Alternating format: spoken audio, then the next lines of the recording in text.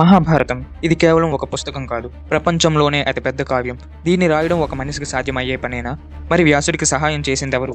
హిమాలయాల ఒడిలో వేదవ్యాసుడు ప్రపంచ ప్రగతిని మార్చే ఒక మహాకావ్యాన్ని తన మనసులో దర్శించాడు. కానీ 1,00,000 శ్లోకాల రచన సామాన్యం కాదు. బ్రహ్మదేవుని సూచనతో ఈ కార్యం కోసం వ్యాసుడు విఘ్నేశ్వరుడి సహాయం కోరాడు. లోక కళ్యాణం కోసం గణపతి ఆ మహాకావ్యాన్ని రాయడానికి వ్యాసుని ముందు ప్రత్యక్షమయ్యాడు. కానీ గణపతి ఒక కఠినమైన షరతు పెట్టాడు. నేను రాసేటప్పుడు నా కలం ఒక్క క్షణం కూడా ఆగకూడదు. వ్యాసుడు నవ్వి ప్రతి షరతు విధించాడు. నువ్వు అర్థం చేసుకోకుండా ఒక్క అక్షరం కూడా రాయకూడదు. ఇలా ఇద్దరి మేధస్సుల మధ్య పోటీ మొదలైంది. వ్యాసుని క్లిష్టమైన శ్లోకాలను గణపతి క్షణాల్లో గ్రహించి రాసేవాడు.